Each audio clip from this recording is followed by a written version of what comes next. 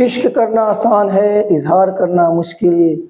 इश्क करना आसान है इजहार करना मुश्किल। अपने महबूब को देखना आसान है पाना बड़ा मुश्किल। हंसना रोना आसान है दर्द छुपाना बड़ा मुश्किल। हंसना रोना आसान है दर्द छुपाना बड़ा मुश्किल।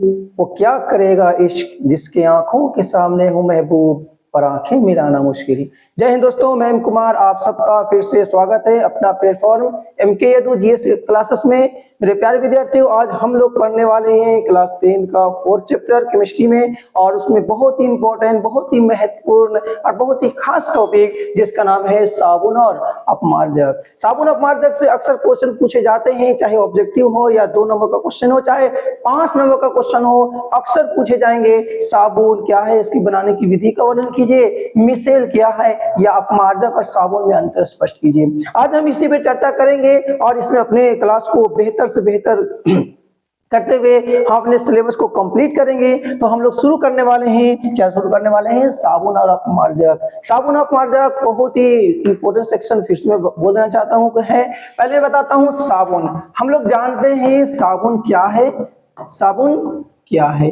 याद रखिएगा, हम लोग किताबी लैंग्वेज का यूज नहीं करेंगे। यहाँ जो भी पढ़ाया जाएगा एक टेक्निकल, एक बहुत बेहतर ढंग से पढ़ाया जाएगा, जो किताब में तो मिलेगा लेकिन किताबी लैंग्वेज में नहीं मिलेगा। किताबी लैंग्वेज से बिल्कुल अलग मिलेगा, एक अपना लैंग्वेज आपका मिलेगा जिसमें आपको आसानी से याद हो जाएगा। ठीक है, तो साबुन क्या है? साबुन बच्चे लोग लंबी श्रृंखला वाले, मैंने क्या बोला? लंबी श्रृंखला वाले, लंबी श्रृंखला, लंबी श्रृंखला वाले कार्बोक्सिलिक अम्ल के, कौन सा अम्ल के? कार्बोक्सिलिक अम्ल, मतलब COOH आप लोग पढ़े हैं। लंबी श्रृंखला वाले कार्बोक्सिलिक अम्ल के सोडियम, क्या चीज? सोडियम या पोटेशियम लवण को, सोडियम या पोटेशियम लवण को क्या कहा जाता है? साबुन कहा जाता है। मैंने क्या बोला? लंबी श्रृंखला वाले लंबी श्रृंखला वाले कार्बोक्सिलिक अम्ल के सोडियम या पोटेशियम लवण को क्या कहा जाता है? साबुन कहा जाता है। और साबुन बनाने की विधि को, साबुन बनाने की विधि को साबुनीकरण कहा जाता है। साबुन बनाने की विधि को क्या कहते हैं? साबुनीकरण कहते हैं। और साबुन का जो सूत्र होता है C17H35 COONA, यही आपका सूत्र हो गया किसका? साबुन का। किसका सूत्र हो गया दोस्तों? साबुन का। तो आपको ऑब्जेक्टिव पूछेंगे यहां से कि साबुन का सूत्र होता है, क्या होता है? C17H35 COONA, यही हो गया कार्बोक्सिलिक अम्ल। लंबी श्रृंखला मतलब देखिए कार्बन की कितनी संख्या है? 17 संख्या है, और 17 संख्या एक बहुत ही बड़ी श्रृंखला कहलाती है। इसी को बोलते हैं लंबी श्रृंखला वाले कार्बोक्सिलिक अम्ल, मतलब COO। कार्बोक्सिलिक अम्ल के सोडियम लवण हो या कौन लवण हो? पोटेशियम लवण हो, कि लवण को ही कहा जाता है साबुन कहा जाता है। और साबुन बनाने की यह जो विधि है या क्रिया विधि है वो क्या कहलाती है? साबुनीकरण कहलाती है। अब जानते हैं हम लोग साबुन किस तरह बनाया जाता है, जानने का प्रयास करेंगे। हम लोग बनेंगे साबुन किस तरह से बनाया जाता है। तो सबसे पहले तेल या वसा को, मैंने क्या बोला? जब तेल या वसा को, मैंने बोला जब तेल या वसा को, वसा तेल या वसा कहे तो CH2 हो गया बच्चे लोग, ये हो गया CH, ये हो गया CH2, यहां पर हम दे देंगे COO C17H35, फिर दे दूंगा बच्चे लोग COO C17H, मैंने बोला C17H कितना बच्चे लोग? 35। फिर यहां से COO क्या बोलेंगे? लिखेंगे C17H35 को बोलते हैं तेल या वसा, तेल या वसा। जब तेल या वसा को कास्टिक सोडा यानी कि NaOH के साथ मिलाकर गर्म करते हैं, NaOH के साथ मिलाकर क्या करते हैं बच्चे लोग?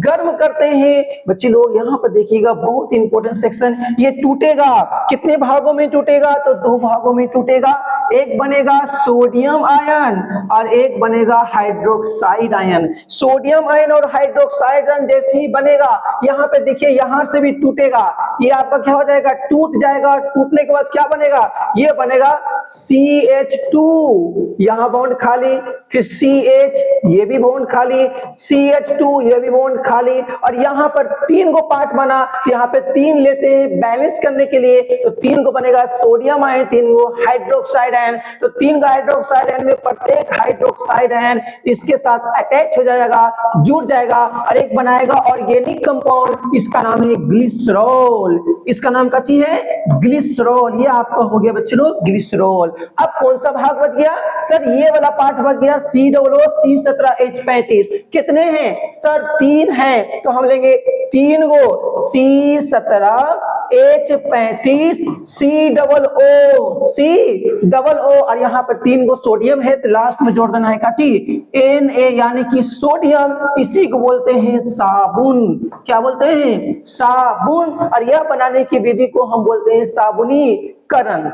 साबुनीकरण। फिर से हम थोड़ा सा इसे रिवाइज कर देते हैं। जब तेल या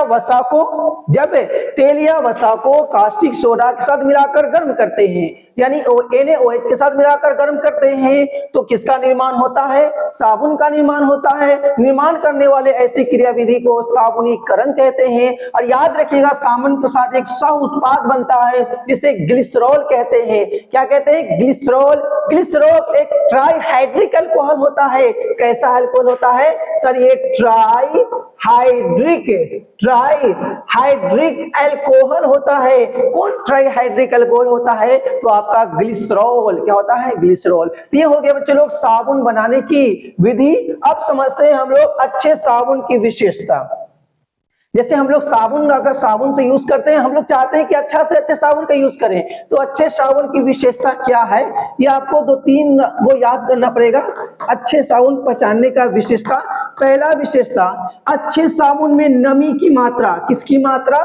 नमी की मात्रा 10%। कितने प्रतिशत? 10% से अधिक नहीं होनी चाहिए। अधिक नहीं होनी चाहिए। ये पहला आपकी विशेषता हो गया। अच्छे साबुन की विशेषता यही है कि अच्छे साबुन में नमी की मात्रा 10% से अधिक नहीं होनी चाहिए। दूसरा, अच्छा साबुन कैसे होना चाहिए? पारदर्शी होनी चाहिए। अच्छा साबुन कैसी होनी चाहिए? पारदर्शी होनी चाहिए, अर्थात वो आर पार दिखनी चाहिए। जैसे आप लोग पेयर्स नाम के साबुन देखे होंगे, पेयर्स में क्या होता है? आर पार साफ दिखाई देता है। यही हो गया अच्छे साबुन की सेकंड विशेषता। और थर्ड विशेषता है प्रयोग करते समय। क्या करते समय? प्रयोग करते समय टूटना नहीं चाहिए। क्या नहीं चाहिए? टूटना नहीं चाहिए। यही हो गया अच्छे साबुन की 3 विशेषता। पहला, नमी की मात्रा 10% से अधिक नहीं होनी चाहिए। दूसरा, कैसी होनी चाहिए? पारदर्शी होनी चाहिए। और तीसरा, कैसी होनी चाहिए? प्रयोग करते समय टूटना नहीं चाहिए। ये हो गया क्या चीज? साबुन, उसके बनाने की विधि और उसका क्या चीज? विशेषता। ये हो गया छोटा सा वीडियो रहा। इसमें हमने जाना साबुन क्या होते हैं, इसका सूत्र क्या होते हैं, और इसमें बनाया किस प्रकार से जाता है, और इसकी विशेषता क्या होती है। बच्चे लोग, नेक्स्ट वीडियो में हम लोग इसकी क्रिया विधि को समझने का प्रयास करेंगे। फिर हम लोग पढ़ेंगे अपमार्जक, और थर्ड वीडियो में हम लोग साबुन और अपमार्जक में क्या करेंगे? अंतर स्पष्ट करेंगे। इस वीडियो को देखिए, लाइक कीजिए, शेयर कीजिए, चैनल को सब्सक्राइब करना नहीं भूलिएगा। याद रखिए। और याद रखिएगा, यदि आपको इसका PDF चाहिए तो हमारा टेलीग्राम ज्वाइन कर सकते हैं। टेलीग्राम पे इसका पूरा आपका PDF मिल जाएगा। मिलते हैं नेक्स्ट क्लास में। जय हिंद, जय भारत।